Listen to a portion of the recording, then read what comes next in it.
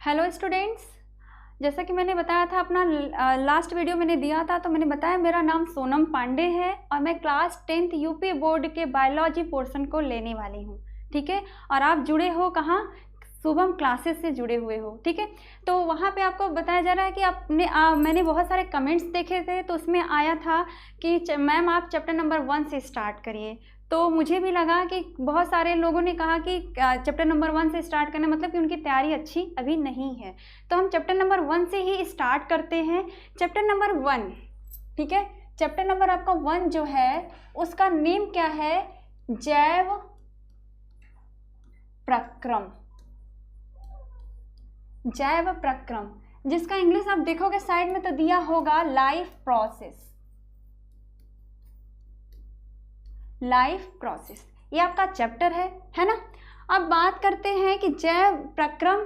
पहले तो हम आपको बता दें कि जैव प्रक्रम होता क्या है। जैव प्रक्रम, ठीक है, जैव का मतलब होता है जीवधारी। ठीक है, जैव का मतलब होता है जीवधारी, है ना। और प्रक्रम का मतलब होता है प्रक्रिया। सब मिला के बोल दिया जाए तो जीवों में होने वाली प्रक्रिया। ठीक है, सब मिला के अगर में बोल दिया जाए तो जीवों में, जीवों के, ऐसा भी बोल सकते हो, जीवों के शरीर, एक मिनट, शरीर में होने वाली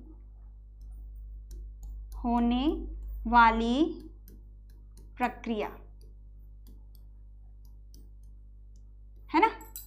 देख लो, बहुत आसान हो गया। अब इतने से आप क्लियर हो जाएगा कि अब अपने को देखो। आप भी एक जीवधारी हो, हम भी एक जीवधारी हैं। ठीक है, तो आप अपने को देखो कि आपके शरीर में कौन कौन सी ऐसी प्रक्रिया होती रहती है। ठीक है, जिसके बिना आप नहीं सरवाइव कर सकते, जिसके बिना आप सरवाइव ही नहीं कर सकते, अपनी लाइफ को सोच भी नहीं सकते। वो ऐसी कौन सी प्रक्रियाएं हैं कि जो जीवों के शरीर में होती रहती हैं। वो प्रक्रियाएं एक प्रमाण देती हैं कि आप जीवित हो। ठीक है, वो सारी प्रक्रियाएं आपको एक प्रमाण देती हैं कि आप जीवित हो, हम जीवित हैं।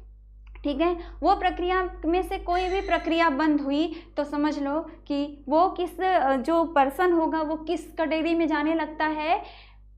निर्जीव के कैटेगरी में, यानी कि उसकी मृत्यु हो सकती है, मृत्यु हो जाएगी। ठीक है, तो देखो जैव प्रक्रम में हमने बता दिया जीवधारी, और जैव का मतलब जीवधारी, प्रक्रम का मतलब प्रक्रिया, सब मिला के जीवों के शरीर में होने वाली प्रक्रिया। अब यहीं से हम इसका परिभाषा निकालते हैं। ठीक, आप इतना भी बोल सकते हो कि जीवों के शरीर में होने वाली आवश्यक प्रक्रियाएं जो क्या करते हैं, जो उनके जीवित रहने का प्रमाण देती हैं। आप लैंग्वेज अपना जो भी आप यूज करना चाहो कर सकते हो, मीनिंग बस सही होना चाहिए। जब भी आप परिभाषा लिखो, परिभाषा आप खुद भी बना सकते हो। ठीक है, जब ऐसी कोई परिभाषा आ जाती है जिसको आप तोड़ मड़ोड़ के कैसे भी करो, लेकिन मीनिंग एकदम करेक्ट होना चाहिए, हमेशा याद रखना। तो आप इसके दो तीन परिभाषा निकाल सकते हो। जीवों के शरीर में होने वाली प्रक्रिया जैव प्रक्रिया होती है, जैव प्रक्रम होता है, इतना शॉर्ट में क्लियर। दूसरा बता सकते हो कि जीवों के शरीर में होने वाली आवश्यक प्रक्रिया जिसके बिना कोई जीवधारी जीवित नहीं रह सकता, ये भी बोल सकते हो। ठीक है, फिर आप क्या बता सकते हैं? जीवों के शरीर में होने वाली वो प्रक्रियाएं जो कि ये प्रमाण देती हैं कि वो जीवित है। ठीक है, तो आप देख रहे हो कि बहुत सारी ऐसे यहाँ पे परिभाषा निकल कर आ रही हैं। अब हम आपको ये बताएंगे कि कौन कौन सी ऐसी प्रक्रिया है जो कि ये प्रमाणित करती है कि कोई जीवधारी जीवित है या फिर वो मृत्यु उसकी हो गई है या वो निर्जीव है। ठीक है, देखिएगा, तो इधर हम आपको बताते हैं ये जीवधारी है तो ये प्रक्रिया कौन कौन सी होने वाली है। आप देखो यहाँ पर पहली प्रक्रिया हो गई आपकी पोषण। क्लियर होगा सबको? पोषण, है ना। पोषण का मतलब जो भोजन आप लेते हो जिससे आपको ऊर्जा मिलती है और अपने दैनिक जीवन की सारी क्रियाओं को आप कर सकते हो, वो होता है पोषण। पोषण के बिना आप कितना आप 1 मंथ मान के चलते हैं, इतना सर्वाइव कर पाओगे, इससे ज़्यादा आप सर्वाइव नहीं कर पाते हो। तो ये आपके जीवन की एक मोस्ट इम्पॉर्टेंट प्रक्रिया कौन सी हो गई? पोषण। सेकेंड पॉइंट में आता है आपका श्वसन। क्या आता है? श्वसन, है ना। श्वसन की बात करते हैं। श्वसन जिसके बिना आप इमेजिन भी नहीं कर सकते हो अपनी लाइफ को। आपको एक बात और बता दें, पोषण और श्वसन ये 2 पॉइंट आए हैं, तो ये मत समझना कि जीवधारी की बात हो रही है तो सिर्फ आप जंतुओं की बात हो रही है, इसमें पौधों की भी बात हो रही है। इसमें आपके प्लांट्स और एनिमल दोनों को लेकर बताया जा रहा है।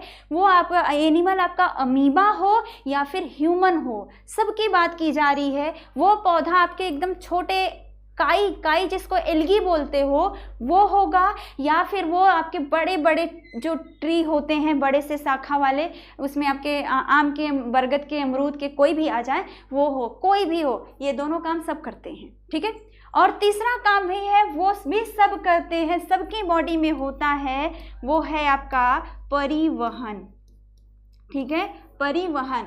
बात ये होगी यहाँ पर कि इनके ये प्रक्रिया होने के तरीके अलग हो सकते हैं, उनमें अंग भी अलग हो सकते हैं जो कि ये प्रक्रिया करवाने वाले हैं, लेकिन प्रक्रिया सब में होने वाली है, ठीक है। तो आपने क्या देखा?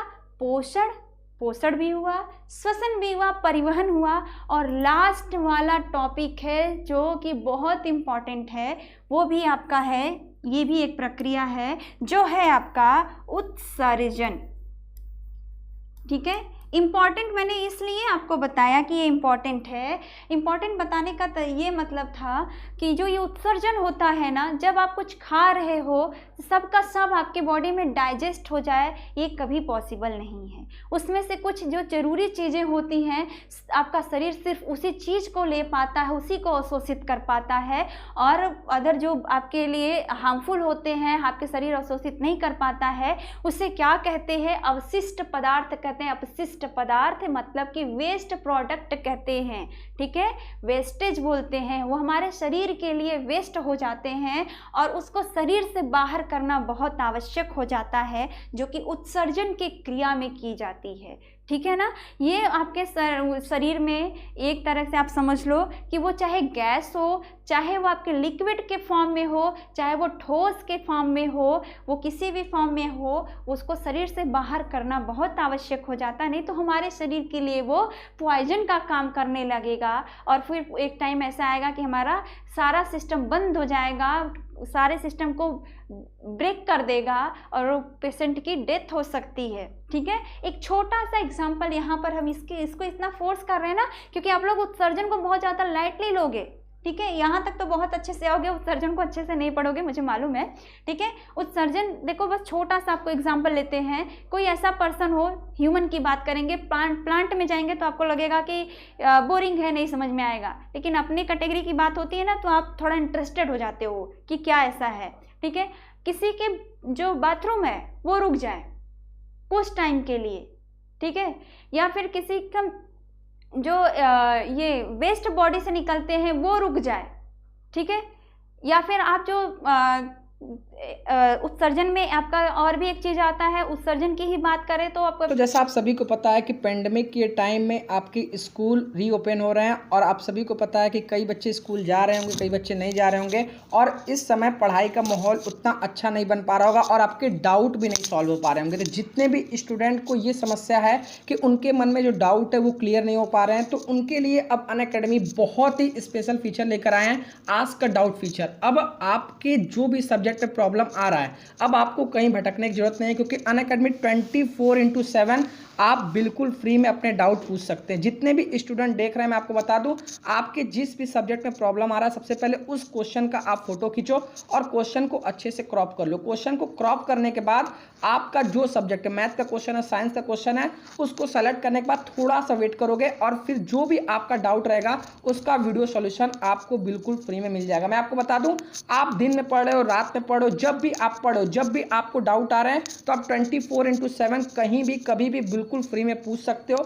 डिस्क्रिप्शन में मैंने लिंक प्रोवाइड किया है, अगर वहाँ पर आपसे इनवाइट कोड मांगता है तो आप शुभम UP10 ये कोड यूज़ करोगे तो आप बिल्कुल फ्री में इस फीचर का आप लाभ उठा सकते हो और अपने डाउट को क्लियर कर सकते हो बिल्कुल फ्री में। अपने शरीर से आपके जो स्वेटिंग होती है, पसीने निकलते हैं, इसकी बात करें, ये रुक जाए तभी भी बहुत सारी बीमारियां होती हैं, ठीक है ना।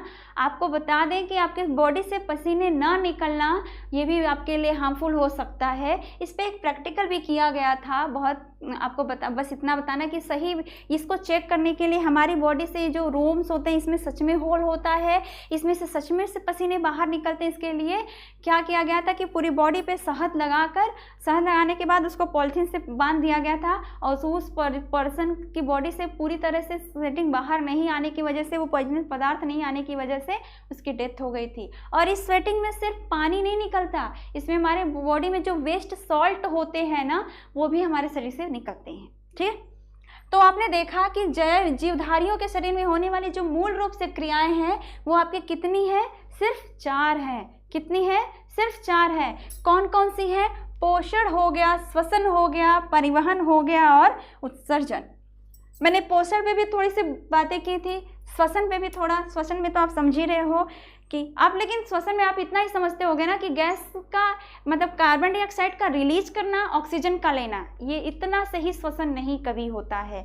श्वसन में क्या होता है, जब ऑक्सीजन आपके बॉडी में इंटर करता है तो वो आपके फेफड़े से होते हुए आपके ब्लड में मिक्स होता है और ब्लड में मिक्स होने के बाद वो हर शरीर के हर एक कोशिका तक वो ब्लड से पहुंचता है, ब्लड की सहायता से। और ब्लड में कौन होता है? हीमोग्लोबिन होता है। वो लेकर उसको हर पूरे शरीर में, वो शरीर के हर एक कोशिका तक पहुंचाता है। कोशिका के अंदर ऑक्सीजन इंटर करता है और वहाँ इंटर करने के बाद कहाँ पहुँचेगा? माइटोकॉन्ड्रिया के पास पहुँचेगा और माइटोकॉन्ड्रिया में इंटर करेगा और वहाँ पर होता है ग्लूकोज, उसको तोड़ता है जिससे हमको एनर्जी मिलती है। फिर वहाँ रिलीज होता है कार्बन डाइऑक्साइड, उस कार्बन डाइऑक्साइड फिर कोशिका से बाहर आता है, फिर इसको हीमोग्लोबिन लेता है और ब्लड के थ्रू वो पहुँच जाता है फेफड़े के हार्ट के पास, फिर से फेफड़े के पास, और फेफड़े से फिर आप धीरे धीरे कार्बन डाइऑक्साइड को बाहर निकाल देते हो। इतना बड़ा प्रोसेस होता है आपके श्वसन में। कभी भी ऐसी परिभाषा मत दीजिएगा, गैसों के आदान प्रदान को श्वसन कहते हैं, कभी भी ये परिभाषा मत दीजिएगा, ये आपका सब हमेशा गलत आंसर माना जाएगा, ये कि आपका आधा अधूरा ज्ञान होगा, ठीक है। आपका क्या होगा, आप अगर मैं इसको शॉर्ट में जानोगे श्वसन क्या है, तो श्वसन में भी होता है ऑक्सीजन की उपस्थिति में भोज्य पदार्थों का टूटना और कार्बन डाइऑक्साइड का रिलीज होना श्वसन कहलाता है। और इसमें अत्यधिक मात्रा में ऊर्जा उत्पन्न होती है। इतनी बातें करोगे तब आपके श्वसन में आते हैं। परिवहन के बारे में मैंने यहाँ पे कुछ नहीं बताया है, तो मैं थोड़ा सा इसको भी बता देती हूँ। मैं बस इतना चाहती हूँ कि आपको यहाँ पे टॉपिक इतना अच्छा क्लियर हो जाए कि आप जब इस टॉपिक के बारे में पढ़ना शुरू करो तो बहुत इंटरेस्टेड हो के पढ़ो। ऐसा ना हो कि बोरिंग हो जाए, अरे मुझे समझ ही में नहीं आ रहा है, ऐसी ऐसी बातें निकल कर आए, तो ये बातें हम नहीं चाहते हैं, ठीक है। क्योंकि आप बच्चे हो, आपके दिमाग में बहुत सारे क्वेश्चन उठते हैं, ठीक है, तो वो सारे क्वेश्चन का सलूशन कहीं होना चाहिए। तो हम चाहते हैं कि सलूशन क्यों ना हम करें, ठीक है। आपके लेवल तक हम सोच कर तब उस लेवल तक हम जाके पढ़ाना शुरू करते हैं, ठीक है। परिवहन की बात करते हैं। परिवहन, ठीक है, आपको बता दें कि आप खाना जो खाते हो ना तो सिर्फ पेट में रह जाता है। अगर परिवहन ना हो ना तो ये जो आपका खाना है ना पूरे शरीर में हर एक आपके यहाँ तक, हेड से लेके पूरा टंग, ये आपका टो है यानी कि अंगूठे तक नहीं पहुंचने वाला है। इसी परिवहन की वजह से वो पहुंचता है। ऑक्सीजन आपका उसी परिवहन की वजह से पहुंचता है। दवा जो खाते हो उसी परिवहन की वजह से हर एक जगह पहुंच जाता है, ठीक है। आपके हार्मोन्स उसी परिवहन की वजह से हर जगह पहुंच जाते हैं। तो ये क्या है? आपका परिवहन है। अब ये परिवहन किस जीव में हो रहा है, वो जीव कहाँ रहने वाला है, मतलब वो पानी में रहता है या फिर वो आपके हवा में रहता है, मरुस्थलीय स्थान पे रहता है, वो प्लांट है या एनिमल है, इस पर डिसाइड करता है इसकी बॉडी कैसी है, समझे ना। ठीक है, तो बात हो गई इतनी। अब हम बात करेंगे आपका कि स्टार्ट करते हैं, पोषण वाला टॉपिक स्टार्ट करते हैं। इतना में हमको नहीं लगता है कि हम कि कोई टॉपिक ऐसा छोड़े होंगे जो कि आपको चैप्टर को समझने में प्रॉब्लम क्रिएट करे। ठीक है, तो देखो समझ में आ गया होगा। आप अगर मैं इस तरह बना लोगे ना तो हमको तो नहीं लगता पूरी लाइफ में कभी इस पॉइंट को भूल पाओगे, है ना। तो हो गया होगा, आपने स्क्रीनशॉट ले भी लिया होगा। चलिए मैं इसको क्लीन कर देती हूँ, आ जाती हूँ अपने टॉपिक पे। ठीक है, तो अब चैप्टर नंबर आपका फर्स्ट ही चल रहा है ना, चैप्टर नंबर आपका एक मिनट, फर्स्ट चल रहा है। चैप्टर नंबर फर्स्ट में आप जब ये पढ़ क्या रहे हो, जैव प्रक्रम, इसमें टॉपिक हम बताने जा रहे हैं। पहला वाला टॉपिक है आपका, पहला वाला जो टॉपिक है इसमें आपका है पोषण। ठीक है, अब सारे पॉइंट्स को थोड़ा सा डिटेल जानना पड़ेगा। ठीक है, थोड़ा सा ही डिटेल जानना पड़ेगा, ज़्यादा नहीं। ठीक, आपके लेवल के हिसाब से ही पढ़ाएंगे। ऐसा मत समझना कि अरे आपका 10th है मैम क्या पढ़ा रही हैं, ऐसा नहीं पढ़ाने वाले हैं, आपके लेवल के हिसाब से ही पढ़ाने वाले हैं, समझे। तो पोषण में हम देखते हैं, पोषण की बात करते हैं तो मैंने इसका परिभाषा बताया है। ठीक है, भोजन का लेना, भोज्य पदार्थों का ग्रहण करना जिससे हमें ऊर्जा प्राप्त हो। ठीक है, तो इस प्रक्रिया को पोषण कहते हैं। ठीक, पोषण का मतलब क्या हो जाएगा, भोज्य पदार्थों को ग्रहण करना जिससे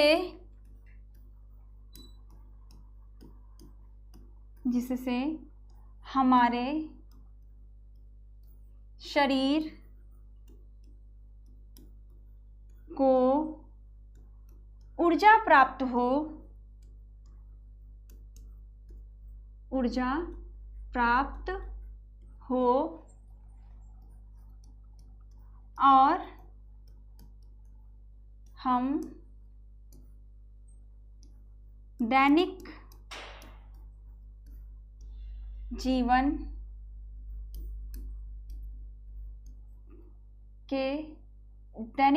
की सभी क्रियाएं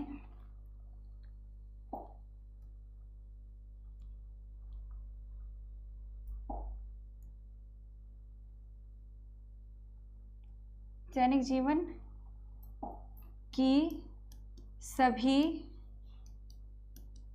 क्रियाओं को कर सकें, क्रियाओं को कर सकें। ठीक है, थोड़ा ही है, बहुत ज़्यादा नहीं है।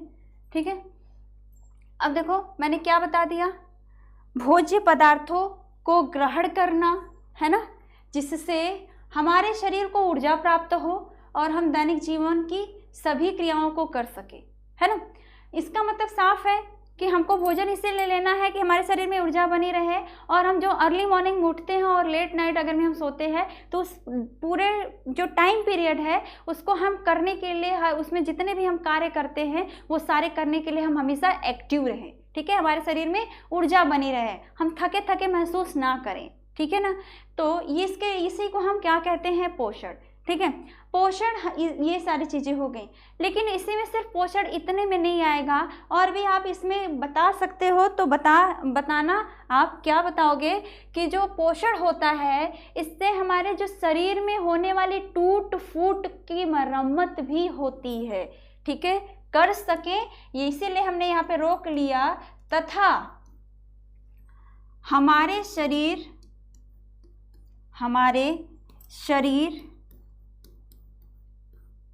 के टूट फूट की मरम्मत भी पोषण के द्वारा होता है। अब आप सोचोगे कि ये कैसे होगा, पोषण के द्वारा होता है।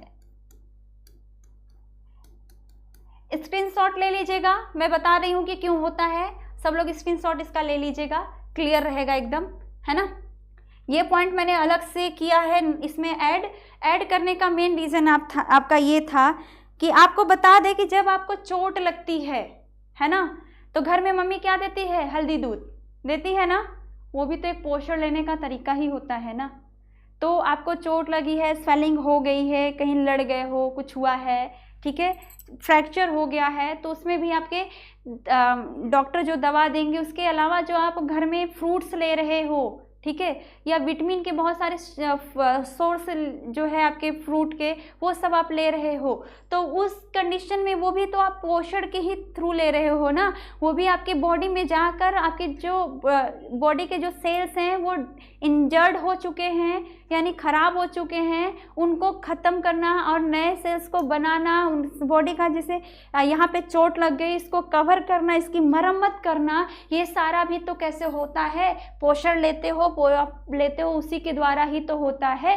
तो ये सब इसका पूरा परिभाषा इतना आ जाएगा। हमको नहीं लगता है कि किस परिभाषा को आपको समझने में कोई भी दिक्कत आने वाली है, बहुत ही आसान है। धीरे से बस आपको क्या करना है, भोज्य पदार्थ का ग्रहण करना, जिससे कि हमको ऊर्जा मिले और हम अपने पूरे दिन भर की सारी क्रियाओं को कर सकें। आप अपना लैंग्वेज भी लिख सकते हो, बस मीनिंग होना चाहिए क्लियर, ठीक है।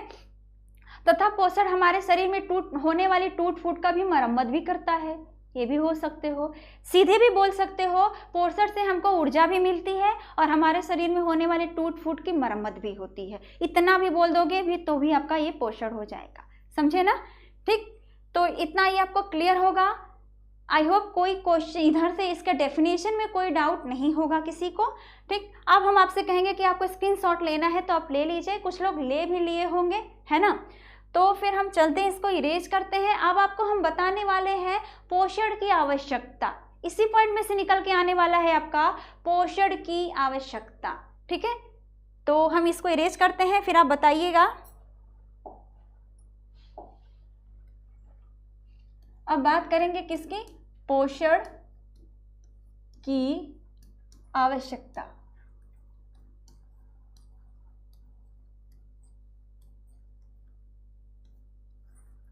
है ना, हमारे जो शरीर में पोषण की आवश्यकता क्यों पड़ती है, इसके बारे में यहाँ पे देख लेते हैं। हमने जब आपको परिभाषा बताया ना, अभी जस्ट मैंने आपको कहा, इस परिभाषा में से हमको निकालना होगा कि आवश्यकता क्या है। हमने बताया भोज्य पदार्थों को ग्रहण करने से हमको ऊर्जा प्राप्त होती है, ठीक है। तो पहली आवश्यकता क्या हो गई आपकी, ऊर्जा प्राप्त करना। पोषण की आवश्यकता क्यों होती है, जिससे हमें ऊर्जा मिले, ठीक है। आवश्यकता क्यों है बता सकते हो, एकदम शॉर्ट फॉर्म में आप लिखोगे, ऊर्जा के लिए, है कि नहीं है, है ना।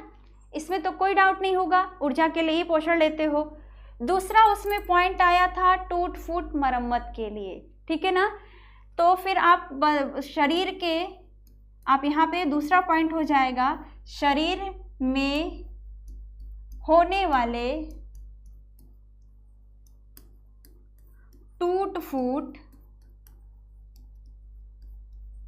के मरम्मत के लिए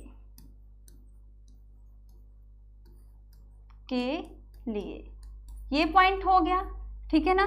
तीसरा पॉइंट क्या है, देखो पोषण में जब आप लेते हो तो सिर्फ आप ऐसी चीज़ें नहीं लेते हो कि बस आपके शरीर बना रहे, उसमें आप फैटी चीज़ें भी लेते हो जो शरीर को एक पर्टिकुलर संरचना देता है। मोटे लोग हो जाते हैं, पतले भी हो जाते हैं, ठीक है। तो वो आपके शरीर को जो स्किन, जो आपका आवरण बना रहा है, हड्डियों को ढकने वाला आवरण बना रहा है, तो यानी वो फैट बन रहा है। तो इस शरीर के आप उसको क्यों ले रहे हो, एक आपका ग्रोथ करता है ना, उसमें फैट भी लेते हो। फैट में आप देखो घी भी खाते हो, ऑयली चीज़ें भी खाते हो। सब ऑयली चीज़ें कहोगे कि हम नहीं खाते, बहुत लोग ऐसे बोलेंगे, तो उसमें आपको बता दें कि सब्जी बनती होगी घर में, उसमें भी ऑयल यूज होता है, ठीक है। तो किसी न किसी, आप डायरेक्टली खाओ चाहे इनडायरेक्टली खाओ, आप खाते हो, ठीक है। उसको आप निगलेक्ट नहीं कर सकते हो। तो यानी शरीर के ग्रोथ के लिए भी जरूरी है ना पोषण, देखा, शरीर के वृद्धि के लिए, ठीक है। और वृद्धि में आपको बता दें कि सबसे ज़्यादा वृद्धि जो करवाता है वो आपका कार्बोहाइड्रेट और प्रोटीन वृद्धि करवाता है शरीर का। तभी आप देखे होंगे कि जो छोटे बच्चे होते हैं उन पे ज़्यादा प्रेशर किया जाता है कि उनको दूध पीना है, ठीक है, दूध उनको ज़्यादा से ज़्यादा पिलाया जाता है कि उनकी ग्रोथ बहुत अच्छी हो जाए, समझे, ठीक। उसके बाद एक पॉइंट और आता है प्रतिरोध शरीर के, ये हम आपको सारी आवश्यकता बता रहे हैं कि हमारे शरीर में कहाँ इसकी क्यों आवश्यकता है, ये बता रहे हैं, ठीक है। तो नेक्स्ट पॉइंट आ रहा है शरीर के प्रतिरोधक क्षमता को बढ़ाने के लिए,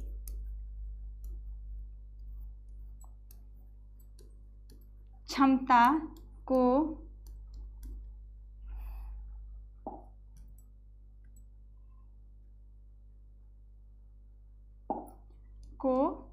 एक मिनट,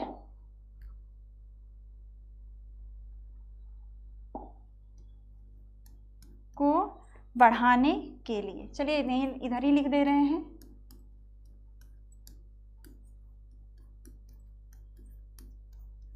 ये हो गया आपका, ठीक है।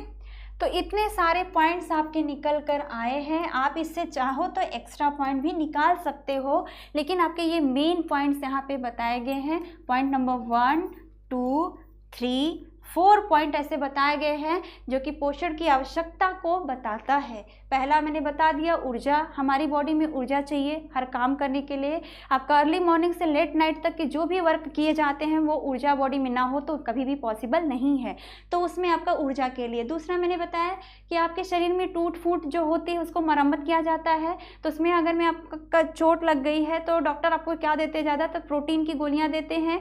घर में मम्मी दाल पिलाती हैं, ठीक है, दूध पिलाती हैं, है ना, तो प्रोटीन के बहुत सारे सोर्स आपको दिए जाते हैं जिससे कि आपके जो चोट बॉडी में चोट लगी है वो जल्दी से जल्दी कवर करे, जल्दी से जल्दी वो ठीक हो जाए। तो वही टूट फूट को मरम्मत करने के लिए हो गया। शरीर की वृद्धि के लिए मैंने अभी जस्ट आपको बताया था कि छोटे बच्चों को दूध पीने के लिए ज़्यादा से ज़्यादा उनको प्रेशर दिया जाता है ताकि उनकी ग्रोथ बहुत अच्छी हो और वो उनके जल्दी से उनकी ग्रोथ हो, लंबाई उनकी बॉडी के बढ़ने में काम आए, ठीक है। तो शरीर की वृद्धि के लिए ये चीज़ें हो गई, ठीक है। सिर्फ लंबाई बढ़ना ही नहीं होता है, हड्डियों का मजबूत होना भी ग्रोथ में आता है, समझे। उसके बाद आपका 4th बताया गया कि ये पॉइंट मैंने अभी नहीं बताया है, ये पॉइंट बता देते हैं। शरीर की प्रतिरोधक क्षमता को बढ़ाने के लिए आप स्क्रीनशॉट ले लीजिएगा, ठीक। इस प्रतिरोधक क्षमता को बढ़ाने के लिए का मतलब है आप कुछ विटामिन खाते हो, वो आप विटामिन डायरेक्ट है या तो गोली के टैबलेट के फॉर्म में खाओ, या तो जब आप फ्रूट खाते हो तो उस फ्रूट में भी बहुत सारे विटामिन आपकी बॉडी में पहुंच जाते हैं, ठीक है। वो विटामिन जाके आपकी बॉडी के शरीर के बॉडी की क्षमता, वो कौन सी क्षमता को बढ़ाते हैं, प्रतिरोधक क्षमता को, जो कि आपको बीमारियों से लड़ने के लिए बचाता है, ठीक है।